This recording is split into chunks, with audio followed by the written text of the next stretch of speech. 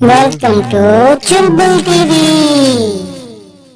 ایک درخت پہ ایک چڑیا اپنی بیٹی کے ساتھ رہتی تھی۔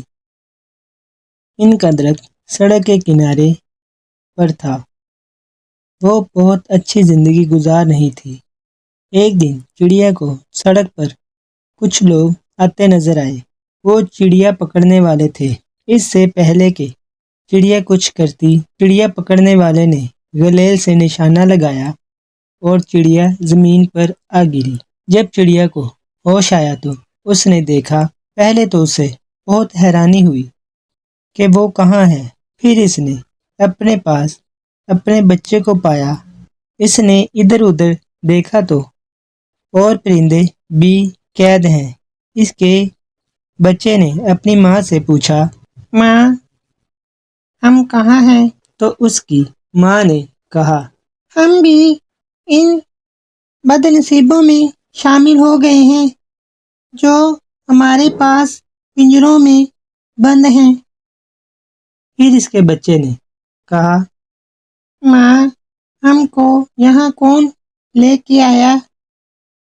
تو اس کی ماں نے کہا، بیٹا جب ہم اپنے گھونسلے میں تھے تب ہم کو ایک چڑیا پکڑنے والے نے پکڑ لیا تھا اور اس نے ہم کو اس دکان والے کو بیچ دیا ہے۔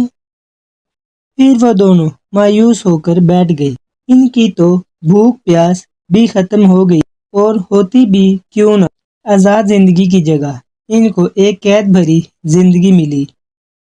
پہلے جب مرضی جہاں چاہے آ جا سکتے تھے، مگر اب صرف ایک چھوٹا سا پنجرا ان کا نصیب بن گیا تھا۔ وہ کسی کرشمے کا انتظار کر رہے تھے۔ ان کے دن انہی سوچوں میں گزر رہے تھے کہ کس طرح وہ اپنی پہلی والی زندگی گزار سکے۔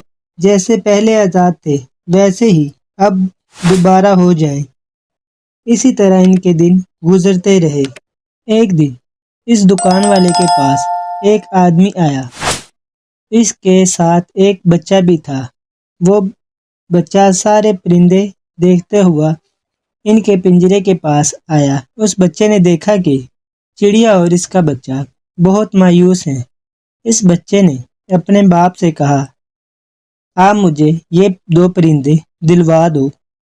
اس کے باپ نے کہا، جی ضرور بیٹا، مگر تم ان کا کرو گے کیا؟